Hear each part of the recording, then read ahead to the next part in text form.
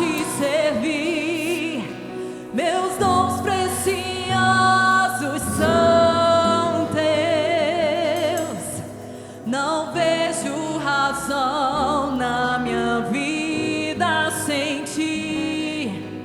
Tu és meu Senhor e meu Deus. E assim como o fogo refina o ouro, vem tua obra em mim completa, até que o mundo possa ver tua glória em meu rosto brilhar. Aleluia. Obrigado, Pai. Obrigado, Senhor. Tu és bom, Senhor. Você pode levantar suas mãos ao Senhor. Você pode ter mais um tempo aí de consagração. Você acabou de cantar que os seus talentos, os seus dons são para servir a Ele. Obrigado, Senhor, pela oportunidade, Pai.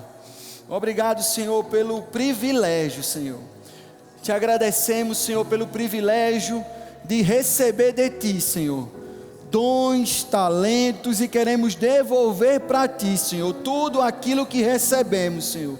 Nesta manhã, Pai, mais uma vez nós nos consagramos a Ti, Senhor, porque não há nada melhor, não há nada que satisfaça a não ser estar dentro da Tua vontade, Senhor. E assim é que a Tua vontade, que é boa, que é perfeita, que é agradável, nos impulsiona, Senhor, a nos render cada vez mais a Ti, a estar cada vez mais, Senhor, desfrutando da Tua presença, mas também, Senhor, nos envolvendo com a Tua obra, nos envolvendo, Pai, com aquilo que Tu queres estabelecer na Tua igreja. E nesta manhã, Senhor, nós nos consagramos a Ti e dizemos: sim, nós queremos, Pai, ser participantes de tudo aquilo que Tu estás promovendo nesse tempo, Senhor.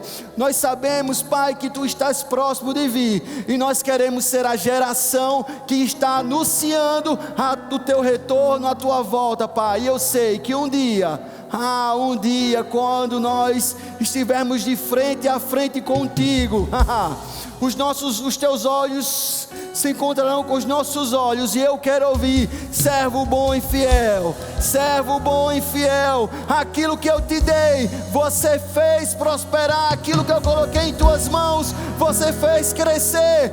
Vinde, entre, eu vou ouvir isso, eu sei que eu vou ouvir isso, Pai, mas não só eu, todos nós aqui, Senhor, todos nós aqui, Senhor. Obrigado, Pai, obrigado, Senhor. Nos consagramos a Ti nesta manhã, em nome de Jesus. Aleluia. Você está feliz? Oh, aleluia. Senta aí de teu lugar. Obrigado, louvor. Vocês são bênção demais. Aleluia. Eita, Jesus Cristo. Você está animado? De verdade? Eu estou muito animado de estar aqui. Queria realmente dizer que é um prazer, uma alegria imensa estar aqui com vocês nesta manhã, meu querido Samir, Dadá, tudo certo, vai ser bênção. Você está com sua Bíblia aí, ou com algum dispositivo que tenha sua Bíblia que você trouxe? Se você trouxe, levante ela bem alto aí. Você pode fazer uma declaração junto comigo? Pode? Está disposto? Agora você tem que fazer uma declaração de coração. Diga assim: esta é a palavra de Deus. Ela é lâmpada para os meus pés, ela é luz para o meu caminho. Nela eu encontro vida, paz e alegria no Espírito. Eu considero tudo que tem nela, e por isso, diga, por isso, eu vou melhorar cada vez mais, porque eu sou o que a Bíblia diz que eu sou, eu tenho o que ela diz que eu tenho, e eu posso fazer tudo aquilo que ela diz que eu posso fazer. Aleluia. Você crê nisso, querido? Dá um glória a Deus aí bem forte. Ei, essa é a palavra de Deus, e Ele nos deu para que pudéssemos ter uma vida de paz, de alegria, de plenitude, se desenvolvendo, crescendo, fazendo tudo aquilo que Ele tem para nós. E considere, querido, considere, aleluia. Nesta manhã a gente vai ministrar, dentro da série, né, como o Guilherme falou, igreja edificada pelos 5 dons, aleluia. Eu queria que você abrisse a sua Bíblia no texto base de Efésios capítulo 4, versículo 11. Efésios capítulo 4, versículo 11. Eu vou ler a partir do 10. Desculpa aí o pessoal da mídia que eu disse a eles que era a partir do 11, mas eu vou ler a partir do 10. Queria que você acompanhasse essa leitura comigo. O texto diz assim: aquele que desceu é também o mesmo que subiu acima de todos os céus para encher todas as coisas. E Ele mesmo concedeu uns para apóstolos, outros para profetas, outros para evangelistas e outros para pastores e mestres, com vistas ao aperfeiçoamento dos santos, para o desempenho do seu serviço, para a edificação do corpo de Cristo. Versículo 13: até que todos cheguemos, diga todos cheguemos, a unidade da fé e do pleno conhecimento do Filho de Deus, a perfeita varonilidade, à medida da estatura da plenitude de Cristo, para que não mais sejamos como meninos, agitados de um lado para o outro e levados ao redor por todo o vento de doutrina, pela artimanha dos homens, pela astúcia com que induzem a um erro, mas, seguindo a verdade em amor, cresçamos em tudo naquele que é a cabeça, Cristo. E versículo 16 finaliza dizendo: de quem todo o corpo, quem é corpo de Cristo aqui? Aleluia, está falando de mim, está falando de você. De quem todo o corpo, bem ajustado e consolidado pelo auxílio de toda junta, segundo a justa cooperação de cada parte, efetua o seu próprio aumento para a edificação de si mesmo em amor. Aleluia. Eu não preciso mais nem pregar, né, queridos? Esse texto ele é muito lindo, é poderoso, tem tanta revelação, tanta coisa maravilhosa aqui. Mas eu queria trazer algumas coisas, alguns pontos que eu entendo que nesse texto a gente precisa aprender e entender sobre a questão dos dons ministeriais, da atuação na igreja e a nossa atuação como igreja dentro de todo esse contexto. E a primeira lição que eu queria trazer para vocês nesta manhã é que quem chama é Deus. Você sabia que quem chama é Deus? Você sabia que você não pode se auto-chamar? Eu sei que tem gente que acha, por exemplo, né, o ministério do profeta, né? Rapaz, quando Fernando Leal está ministrando, que ele está flutuando sobre esse púlpito aqui, eu acho tão bonito, eu quero ser profeta. Eu não sei se vocês têm esse pensar, já passou pela cabeça de vocês. Eu sei que já passou pela cabeça de alguns amigos meus, de Cássio mesmo, que é, né, profeta hoje, né?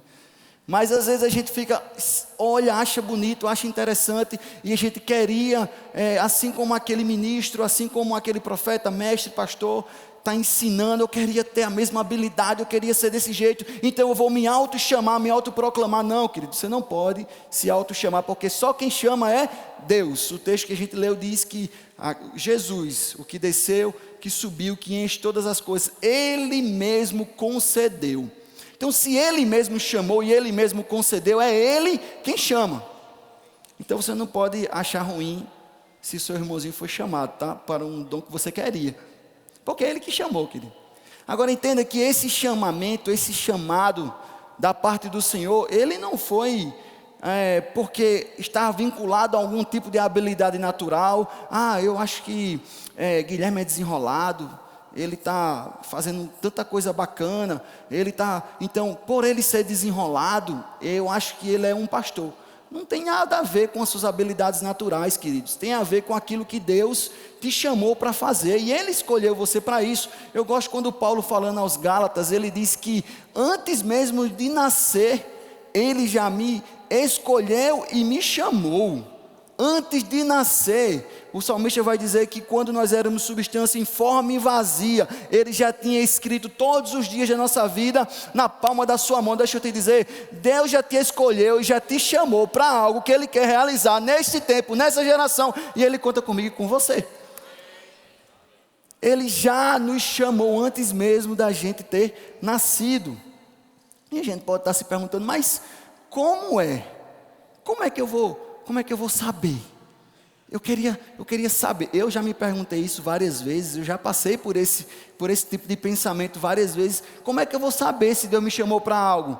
Eu queria já começar indicando um dos livros do Combo aqui, eu sei que já foram falados, mas eu faço questão de reforçar, queridos, a leitura destrava a nossa mentalidade para muita coisa, sabe? É muito importante que você leve em consideração mesmo as indicações.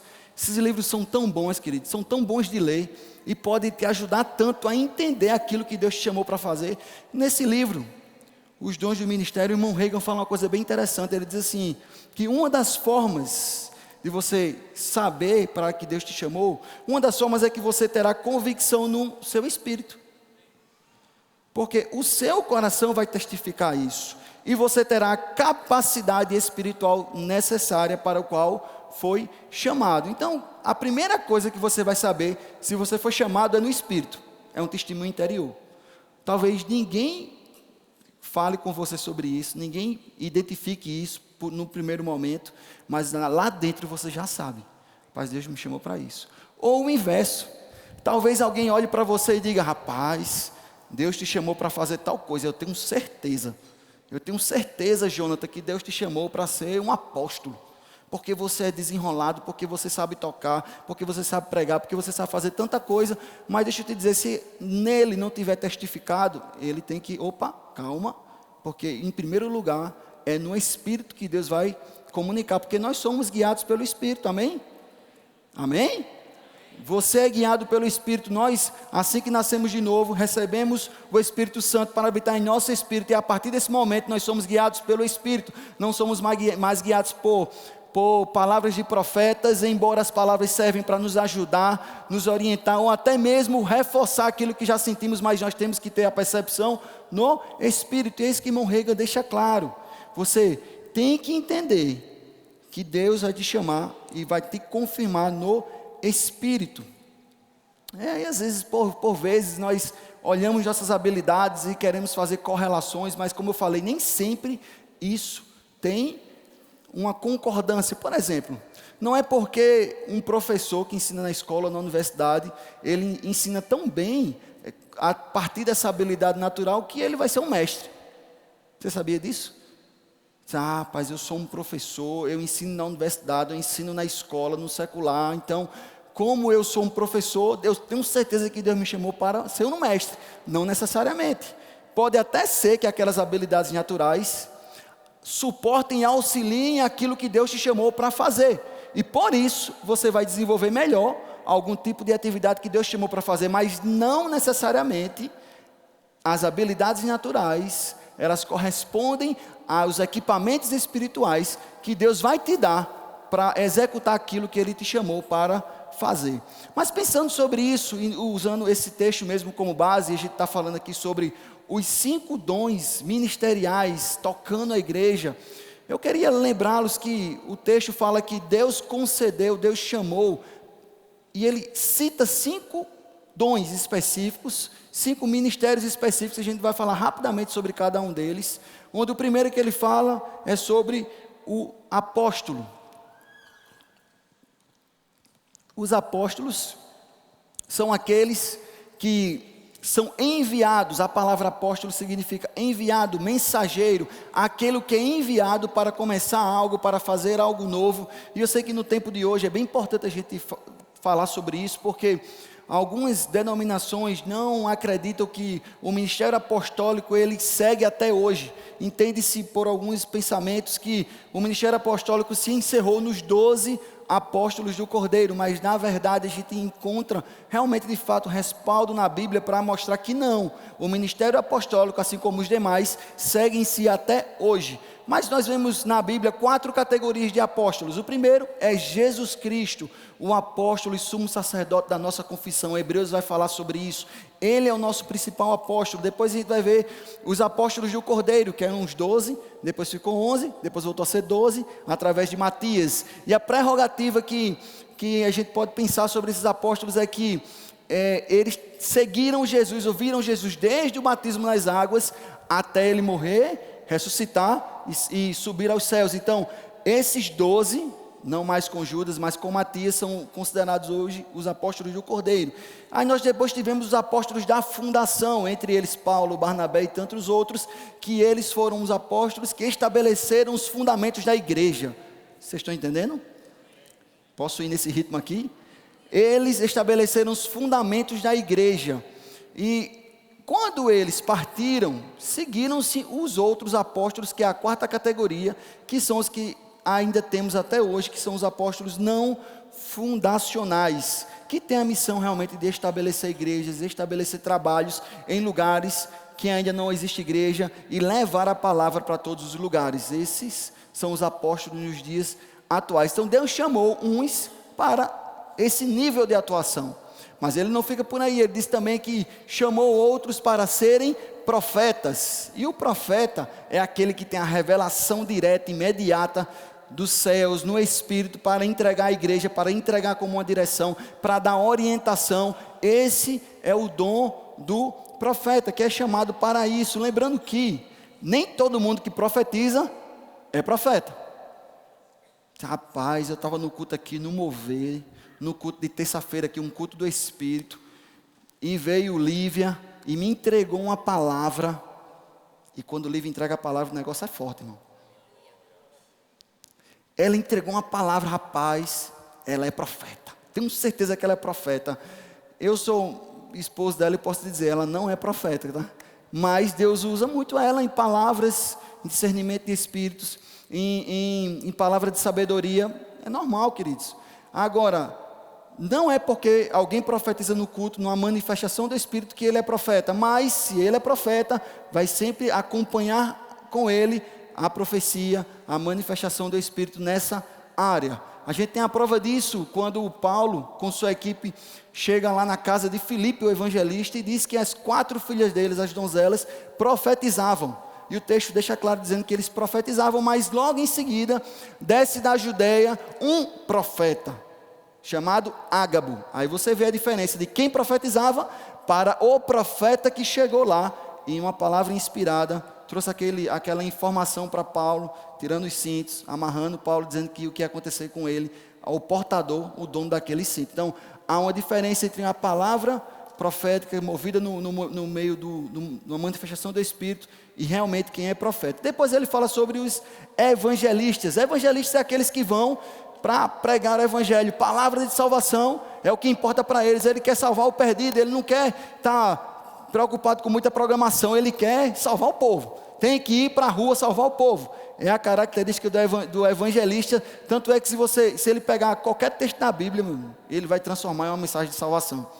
A gente teve aula na escola de ministro com Jânio César, e ele fez um desafio. Jânio César é um ministro, né, do nosso ministério, evangelista muito, muito experiente, e ele fez um desafio na turma assim: diga qualquer versículo que eu transforme em mensagem de salvação. E eu ficava impressionado. Até eu estava querendo me converter de novo, irmão. Porque há uma unção e uma graça, um equipamento para que ele possa se desenvolver nessa área. Depois ele fala sobre os pastores. E quem são os pastores? A palavra pastor é literalmente pastor de rebanho, pastor de ovelha. É aquele que vai apacentar, cuidar, guardar, é que ele vai proteger as ovelhas. O rebanho dele? Não, o rebanho de Deus. Todo pastor de igreja é um pastor auxiliar, porque o bom pastor, o pastor perfeito é Jesus Cristo. E os pastores, eles vêm para pastorear o rebanho de Cristo. Mas eles são dotados, queridos, de capacidade para governar, para instruir, para aconselhar. E eu quero te dar um toque, lá em Hebreus 13:17, diz assim: obedeçam aos seus líderes e façam o que disserem. O trabalho deles é cuidar da sua alma, e disso prestarão contas. Jesus. Deles motivo para trabalhar com alegria e não com tristeza, pois isso certamente não beneficiará vocês. Queridos, é só um toque. Obedeça ao seu pastor, queridos. Considere o que o seu pastor está falando, porque eles vão dar conta das nossas almas, amém? Depois que ele fala de pastor, ele conclui o 5º dom, e ele fala sobre os mestres. Quem são os mestres? São aqueles que são capacitados e dotados pelo Senhor para para instruir a igreja cada vez mais com conhecimento, nesse nível de capacidade para fazer a igreja crescer e se desenvolver cada vez mais no conhecimento de Cristo. Até porque, queridos, uma boa doutrina, preste atenção nisso, uma boa doutrina nos coloca no lugar certo, mas também uma má doutrina nos desvia do propósito que Deus estabeleceu para mim e para você. Então o mestre, ele vem para estabelecer as doutrinas, para orientar, e ele é capacitado por Deus por isso. Talvez você esteja agora pensando: apóstolo, profeta, evangelista, pastor, mestre, e eu sou o que finalmente?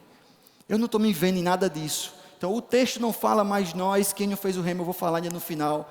Nós aprendemos que além dos 5 dons ministeriais, nós temos o ministério de socorros, que são aqueles que Deus chama para dar suporte e ajudar para que os 5 ministérios possam atuar na igreja. E o ministério de socorros, o irmão, no módulo Rema diz assim, que o ministério de socorros inclui todo o trabalho que é feito ao redor do ministério quíntuplo para fazê-lo mais efetivo. É toda a atividade feita pelos santos em submissão ao pastor da igreja local para cumprir a visão que Deus estabeleceu para a igreja. Tem uma analogiazinha da mão, né? Vou falar rapidamente, para fixar na sua mente, você nunca mais vai esquecer isso, bem facinho. Deus chamou um para ser apóstolos, e o apóstolo é o dedão, porque ele pode tocar em todos os outros dons, principalmente quando ele vai para locais onde não tem igreja, ele precisa evangelizar, ele precisa profetizar, ele precisa cuidar do rebanho, ele precisa ensinar, então ele consegue tocar em todos os outros dons. A gente tem o ministério do profeta, que é aquele que aponta a direção, aquele que mostra, que fala daquilo que vem de Deus para a igreja. A gente tem o evangelista, que é aquele que sai da igreja, aquele que vai lá fora, aquele que vai resgatar os perdidos. A gente tem o pastor, que é aquele que se aliança com o rebanho. Olha como é fácil de aprender, não? E a gente tem um mestre que ele serve a todos, mas ele tem que ficar na dele, quietinho, pequenininho, para ele não ficar muito soberbo. Não, estou brincando. Eu estou brincando. Mas só para você lembrar, essa é uma analogiazinha para você não esquecer. E o ministério de socorros, está onde? É a palma da mão, que une e sustenta todos os ministérios para fazer a coisa fluir e acontecer. Pegou? Revelação, não. Mas só para a gente poder entender e facilitar o entendimento. Então, a primeira coisa que eu quero que você entenda, queridos, é quem Deus que chama, e Ele chama para uma atuação, ou nos 5 dons ministeriais, ou no ministério de socorros, mas Ele te chamou, assim como me chamou, chamou cada um de nós. Agora, a segunda coisa que eu queria que você pegasse essa manhã, é que os 5 dons ministeriais, eles servem para um propósito, para nos capacitar. Olha o versículo 12, eu quero ler o versículo 12 na NVT, do texto de Efésios, que diz assim: eles são responsáveis, vou ver se está na tela, Efésios 4,12, na NVT, eles são responsáveis por preparar o povo santo para realizar a obra e edificar o corpo de Cristo. Olha aí, botou na tela aí agora, eu quero que vocês prestem atenção nesse texto. Eles são responsáveis pelo quê? Lê junto comigo, só para eu saber que você está me acompanhando. Eles são responsáveis por o povo santo. Quem é santo? Quem é povo santo? Então, a responsabilidade deles é preparar. Quem? Eu e você, o povo santo. Para o quê? Para? Quem é que realiza? Quem realiza? O povo santo. Quem é o povo santo? Os 5 dons ministeriais, eles servem para nos preparar, diga, me preparar, para que eu e você realize. Eita. A instrução do Senhor eu vou chamar alguns específicos, porque eu preciso que a minha igreja esteja capacitada, preparada. Na revista E Atualizada diz que eles vão aperfeiçoar. Meu amigo, os 5 dons ministeriais, eles servem para nos preparar, para que nós como igreja possamos realizar. E uma vez que a gente realiza, pode botar o texto de volta na tela, só para a gente concluir ele. Uma vez que nós realizamos, porque estamos preparados, é o que acontece. Bota Na NVT, o 12. O 12. Aí, eles são responsáveis por preparar o povo santo para realizar a sua obra e o quê?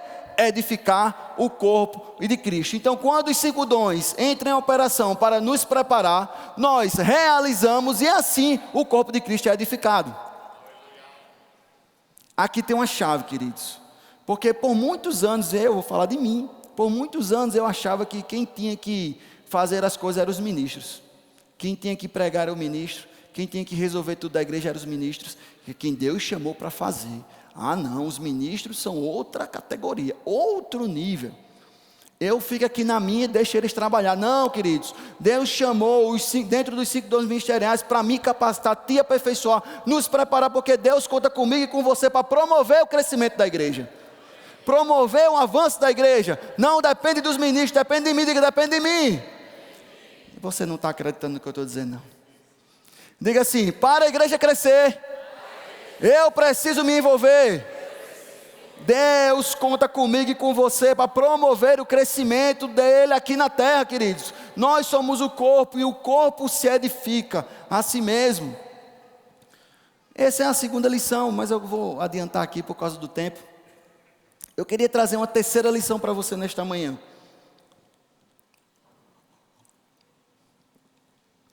É que cada um de nós tem algo específico para fazer. Olhe para o irmão do seu lado, faça uma cara de crente. Não é cara de crente que está com fome não, querido. Tem que ser a cara de crente, cheio do Espírito Santo, labareda de Jeová, olhar profético e diga assim, você sabia que Deus te chamou para fazer algo específico? Vamos lá para o versículo 16, eu queria também ler na NVT, Efésios 4, versículo 16. Olha o que o texto fala, queridos. Ele está falando aqui de Jesus, ele faz que todo o corpo se encaixe perfeitamente, olha isso. Jesus faz com que todo o corpo se encaixe perfeitamente. E cada parte, está falando de mim e de você. E cada parte, ao cumprir sua função específica. Aleluia. Você está aqui? E cada parte, ao cumprir sua função específica, ajuda as demais a crescer, para que todo o corpo se desenvolva e seja saudável em amor. Meu Deus do céu, cada parte, cumprindo a sua função específica, ajuda o outro a crescer. Esse entendimento, queridos, eu creio de verdade, de coração, pode destravar a sua vida ministerial para aquilo que Deus tem para você, queridos. Porque Ele te chamou sim para algo específico. Talvez você possa se perguntar, mas como assim algo específico? Eu não tenho noção muito bem do que de fato Ele me chamou para fazer. Deixa eu te dizer uma coisa, você não precisa ficar bitolado, preocupado com aquilo que Deus te chamou para fazer agora. Somente faça aquilo que está disponível para você fazer agora. E no processo Deus vai trazendo revelação, vai te mostrando o que vai acontecer. Apenas faça, comece a fazer, comece a se envolver, comece a se desenvolver. Você sabia que assim que você nasceu de novo, você já foi colocado em um ministério? O ministério da reconciliação. Paulo falando em 2 Coríntios capítulo 5, versículo 17, diz que uma vez, e assim, se alguém está em Cristo, quem está em Cristo? É nova criatura, as coisas velhas já passaram, eis que tudo se fez novo. E no versículo 18 ele diz, ora, tudo provém de Deus que reconciliou consigo mesmo todas as coisas e nos deu o ministério da reconciliação. Então, para você entrar no ministério da reconciliação, você só precisa de uma coisa, ter nascido de novo. Nasceu de novo, já ganhou o ministério, já tem trabalho, querido. Olha como é fácil. Você não precisa nem ser batizado no Espírito Santo, já tem trabalho para você. Você não precisa nem ter feito nada ainda. Eu nasci de novo, Ministério da Reconciliação, já é seu, já pode se envolver com o Ministério da Reconciliação. Mas dentro desse ministério que é tão abrangente, queridos, Deus nos chamou para coisas específicas. E é importante a gente entender que aquilo que se apresenta para a gente fazer, a gente vai fazendo. E ao passar do tempo, Deus vai mostrando Deus vai entregando, vai revelando aquilo que Ele quer que nós façamos de forma específica. Comigo tem sido assim. Tem sido porque tem coisas que Deus ainda está me mostrando. Acredito que com o Renato deve ter sido assim. Com o Sami e Dadá deve ter sido assim. Com todos os nossos ministros queridos. Quando a gente vai começando, Deus vai mostrando. Não sei se vocês sabiam, mas Sami começou tocando bateria. Está vendo só? Não tem quem diga, né? Não tem cara de baterista. Mas ele começou tocando bateria. Eu comecei tocando baixo. Tem quem diga, né? Que eu tenho cara de baixista. Mas eu e Sami tocando junto, não presta mais não, querido, que a gente já desaprendeu muita coisa, deixa para lá. Mas nem sempre você já começa naquilo que Deus escolheu desde o ventre da sua mãe, mas você vai fazendo, vai se envolvendo, vai se desenvolvendo. E dentro desse processo, Deus vai te ungindo para fazer coisas novas. Tem um texto, eu queria que você abrisse comigo, o texto de 1 Coríntios, capítulo 3, eu vou ler a partir do versículo 6, mas antes de entrar nele, deixa eu te dizer uma coisa, Deus te chamou para fazer algo, te ungiu para fazer algo, e dentro dessa unção, quero indicar aqui mais um livro, do Combo, gente, isso aqui você lê muito rápido, Somos Ungidos, do pastor Bud, que livro tão prático, você lê e você já pratica o que está lendo instantaneamente. Tem uma coisa bem curta que ele falou, que mexe muito comigo, que ele diz assim, o pastor Bud, ele diz que o propósito da unção é servir pessoas. O propósito da unção que está sobre a vida da gente é servir o próximo, é servir as pessoas. Não importa se você está ainda desenvolvendo o seu chamado ou não, mas há uma unção e uma capacitação que te faz promover o reino servindo pessoas. É assim que a gente começa a se envolver, querido. Mas eu queria ler esse texto com vocês de 1 Coríntios capítulo 3, versículo 6, só trazendo um pouco do pano de fundo dele. Paulo estava enfrentando um certo problema na igreja de Corinto aqui, nesse caso específico, porque estava havendo uma brigazinha entre pessoas que gostavam mais de Apolo e outros que gostavam mais dele. Aí começou aquela coisa, não, eu gosto mais, eu sou de Paulo. Aí eu dizia, não, eu sou de Apolo. E essa discussão, essa dissensão estava promovendo problemas na igreja. Então Paulo vem e começa a dizer, mas rapaz, como assim? Quem é Paulo? Quem é Apolo? E ele traz um ensinamento que eu queria ver com vocês sobre isso nesta manhã, que diz assim, versículo 6. Eu plantei, que ele está dizendo, ó, eu não, Paulo, quem é Apolo? Mas ele diz, eu, Paulo, plantei. Apolo regou. Perceba, cada um fez uma coisa. Eu, Paulo, plantei. E o Apolo fez o quê? Plantou de novo? Não. Porque quem plantou foi um. Agora Paulo regou? Não. Quem regou foi Apolo. Enquanto um plantou e o outro regou. Enquanto um fez a sua parte e o outro fez a sua parte. O texto continua dizendo, mas Deus é quem deu o crescimento. Quando você entende que tem algo para fazer e faz, Deus promove crescimento. Agora preste atenção, Paulo diz, ó, eu plantei, eu não reguei. E eu fiquei pensando um pouco sobre isso, eu fiquei imaginando, rapaz, eu acho que quem planta sofre mais, que tem que cavar o buraco, tem que preparar o solo, preparar o terreno, abre lá, tal, e joga a semente, fecha, organiza tudo. Rapaz, Paulo trabalhou mais porque ele teve que plantar. E eu fiquei pensando, será que Apolo ficou pensando? Será que Paulo ficou pensando, eu estou aqui me ferrando todinho, cavando buraco, preparando solo para plantar, para o outro vir só com a mangueirinha ou com o regador e só regar. É fácil demais o trabalho dele. Aí eu fiquei pensando, agora me coloquei um pouco no lugar de Apolo.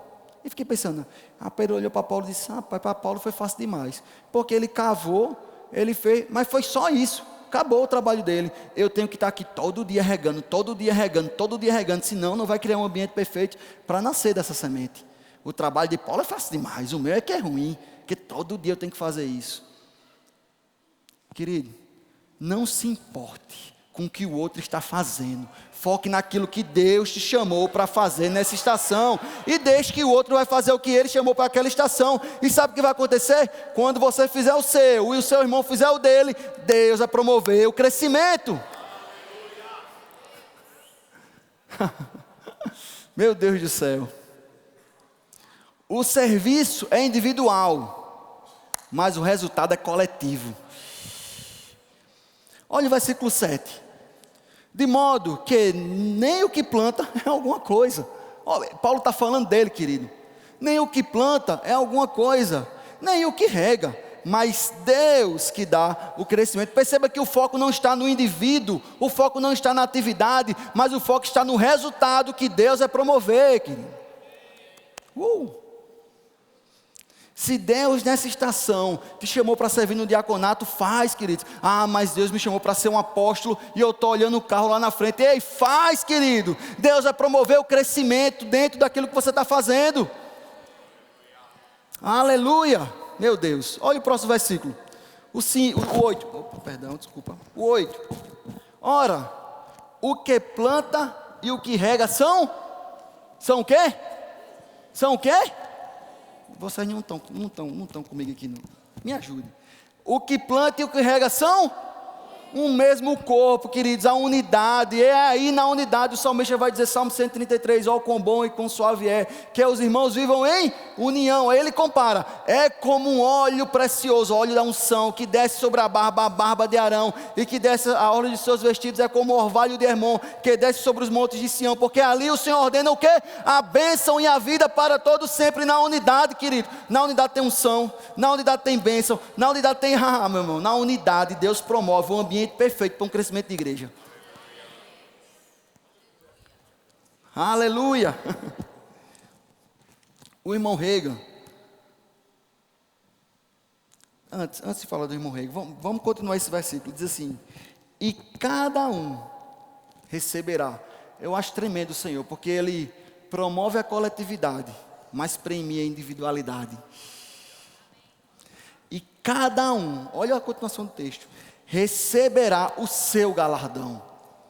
Cada um receberá o seu galardão, segundo o seu próprio trabalho, queridos. Deus recompensa a fidelidade. O irmão Reagan fala ainda no livro dos Ministérios duas coisas. Primeiro, sobre a unidade, ele diz que o ministério quíntuplo promove a unidade e não divisão. Mas falando sobre resultado, sobre premiação, sobre recompensa, ele diz algo que eu queria ler. Ele diz assim: Deus recompensa a fidelidade. Ele não recompensa o ofício em si. Um profeta não receberá maior galardão do que um porteiro, que é fiel em seu ministério de socorros. Os ofícios mais preeminentes não recebem maior galardão, mas sim maiores responsabilidades. Aleluia. Deus, Ele é galardoador, Ele é um justo pagador, e Ele vai galardoar cada um do nosso trabalho. Não importa se é um trabalho de púlpito, querido, ou se é um trabalho de bastidor, isso não traz peso ao galardão. O que é que traz peso? A fidelidade do que você está fazendo, aquilo que Ele te chamou para fazer. Aleluia. Aleluia. Eu me lembro da parábola dos talentos quando eu penso sobre isso.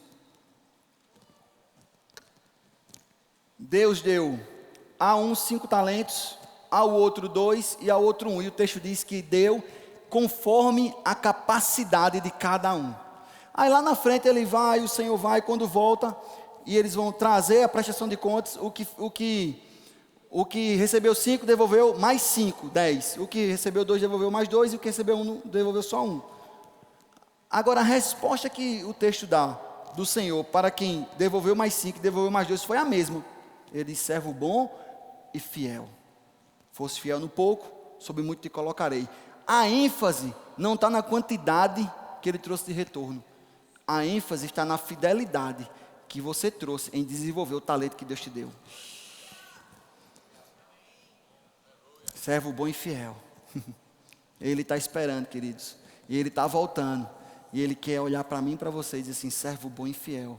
Naquilo que eu te dei, que parecia ser tão simples, você fez tantas coisas poderosas. Que tremendo. Aleluia. Eu queria concluir. Na verdade não queria não, estou gostando tanto, mas eu tenho. Eu preciso concluir a mensagem, queridos. Eu queria dizer para você assim, de forma prática. Como é? O que eu devo fazer agora? Porque eu entendo que a gente precisa dar o primeiro passo. Eu quero te dar 2 conselhos. O primeiro conselho é: se envolve no que aparecer para se envolver.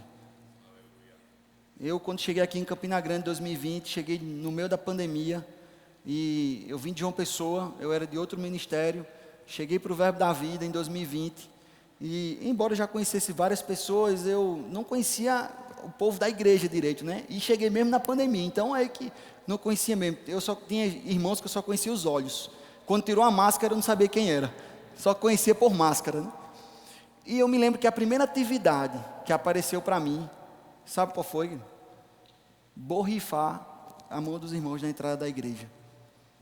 E eu quero que você entenda o que eu vou dizer aqui. Não é que eu estou julgando ser mais simples ou não, mas eu era pastor auxiliar em outra denominação. E quando eu cheguei aqui, a primeira oportunidade que eu tive foi para borrifar a mão dos irmãos. Eu estava acostumado com o púlpito, querido. Agora, o meu púlpito mudou. Mas sabe de uma coisa?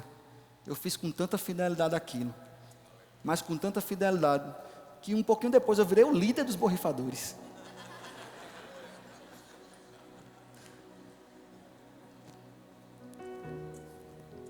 O que eu estou querendo te dizer, na verdade, queridos, é que não importa o que está aparecendo para você fazer. Meu conselho: se envolve com isso. Agora, a mesma intenção que eu estou aqui agora, que eu vou falar de mim, eu estou falando de mim, me perdoe se você achar alguma coisa, mas assim, a mesma intenção que eu estou tendo aqui agora, era a intenção quando eu estava naquelas portas ali, borrifando a mão dos irmãos, e Deus te abençoe, o teu culto será abençoado, seja bem-vindo em nome de Jesus. Ei, não importa o que você está fazendo, se envolve com fidelidade aquilo que está aparecendo. Primeiro conselho. O segundo conselho que eu quero te dar, queridos: se prepare. Se prepare. Deus tem grandes coisas para todos nós. Talvez você não esteja vivendo tudo aquilo que Deus tem ainda, porque você não esteja preparado para isso. Tem um texto que eu preciso ler ele muito rápido. Tem um texto lá em 2 Timóteo capítulo 2, versículos 20 e 21. Eu quero ler ele na NVT. O versículo 20 diz assim: numa casa grande, alguns utensílios são de ouro e de prata, e outros de madeira e de barro. Os utensílios de mais valor são reservados para ocasiões especiais, e os de menos valor para uso diário. Eu já vi tanta gente lendo esse texto dizendo assim: ah, Deus não me escolheu para ser um vaso de honra, Deus me escolheu para ser um vaso de bastidor. Não tem nada a ver, esse texto não está falando disso, querido. E eu vou mostrar a você que ele não está falando disso, porque no versículo 21 vai dizer assim: se você, diga, se eu, Deus está falando com você, querido, comigo aqui. Se você se mantiver puro, será utensílio para fins honrosos. Sua vida será limpa e você estará pronto para que o Senhor da casa o empregue para toda boa obra. Deus escolheu a mim e você para ser um vaso de honra, para ser colocado em um lugar de honra. E local de honra não tem a ver com visibilidade, tem a ver com aquilo que Deus colocou para você fazer, e fazer com fidelidade. Deus quer que nós estejamos no lugar de honra, mas isso só vai acontecer se eu e você tomar uma decisão e der um passo, nos preparando, nos capacitando, nos santificando, querido. Quero indicar o último livro aqui do combo. Esse livro aqui é leitura obrigatória, meu irmão. É leitura obrigatória. Não é só para você que quer estar dentro dos ministeriais, não. É leitura obrigatória para todo crente. Meu Deus do céu, que livro poderoso. O irmão Tony Cook diz o seguinte: o nosso dever é buscar de todo o coração aquelas características que nos qualificam para o serviço eficaz. Buscar de todo o coração, que nos qualificam para o serviço eficaz, e erradicam da nossa vida aqueles traços que nos desqualificam. Deus quer nos encontrar como um vaso pronto para Ele usar. Como é que você pode fazer isso? Deixa eu lhe dar mais um conselho. estudando no Rema, estão com as matrículas abertas já. Quem aqui não fez o Rema? Não fez. Deixa eu aproveitar aqui. Já estou na fase do merchandising, então meu tempo é livre, se quiser. Eu vim de outra denominação, como eu falei. Fiz curso de teologia, 4 anos estudando teologia. Quando vim para o Verbo da Vida, fui fazer o Rema. Meu Deus, como foi bom para a minha vida. Faça o Rema. Ah, mas eu sou crente desde, eu tenho tanto conhecimento já, eu já estudei tanta coisa. Eu já até li os livros de irmão Reagan, mas existe uma unção, queridos, que é destilada a partir da sala de aula, que transforma a vida da gente. E faça o Rema, meu irmão, faça o Rema. Você entender quem você é em Cristo, entender o que tem disponível para você em Cristo, queridos, faça o Rema. Mas eu já fiz o Rema e agora? Escola de Ministros. E agora eu vou fazer a propaganda valendo. Nós estamos com as pré-inscrições abertas da Escola de Ministros. Eu tenho visto homens com história de vida, uma carreira ministerial tão sólida, parando para sentar na cadeira e aprender, porque nós seremos eternos aprendizes, queridos. Estude na Escola de Ministros e você vai ver a sua vida ministerial romper. Tem a Escola de Missões também, olha, está aí, ó. Se quiser fazer a sua pré-inscrição, já pode ler aí o QR Code. Eu vou estar por aqui no final, qualquer coisa você pode me procurar, eu já posso trazer instruções sobre isso.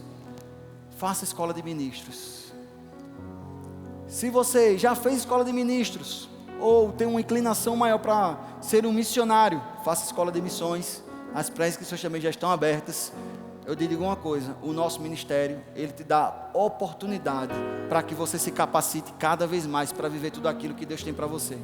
Só basta você querer, só basta você fazer. Aleluia. Você foi abençoado nesta manhã?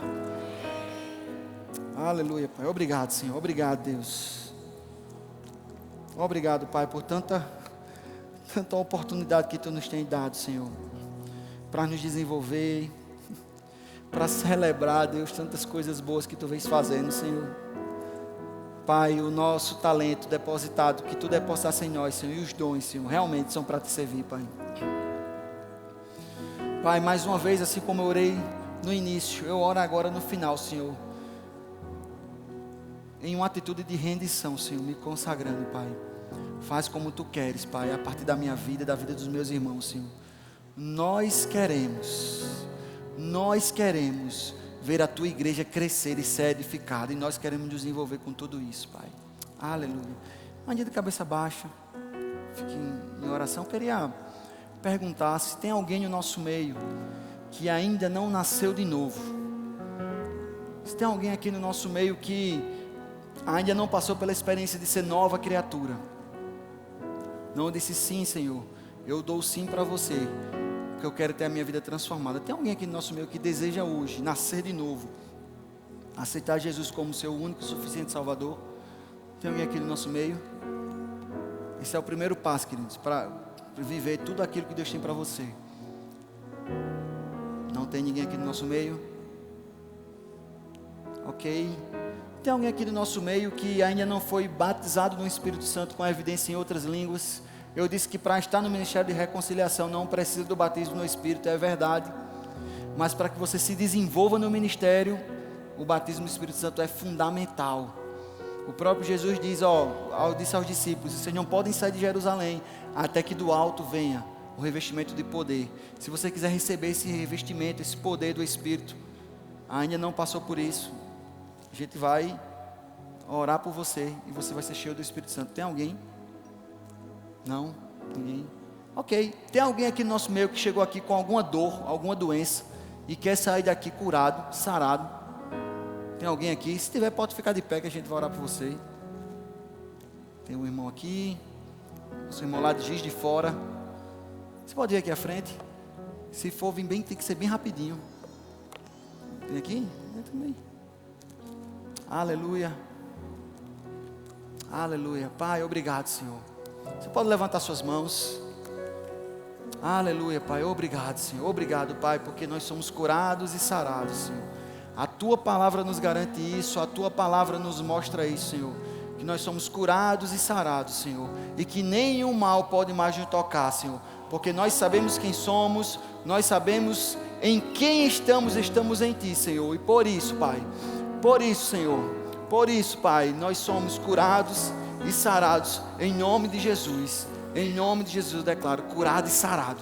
Em nome de Jesus, curado e sarado. Em nome de Jesus, toda dor indo embora, toda dor indo embora. Em nome de Jesus, curado e sarado, para a glória do Senhor. Em nome de Jesus, em nome de Jesus, em nome de Jesus. Obrigado, Senhor. Obrigado, Pai. Pela fé nós recebemos, Senhor. Pela fé nós caminhamos, Senhor, em vitória, Pai. Pela fé nós sabemos, Pai, quem somos, e se estamos em Ti, estamos curados e sarados, em nome de Jesus. Aleluia. Obrigado, querido. Deus abençoe vocês. Foi bom demais estar aqui com vocês nesta manhã. Deus abençoe.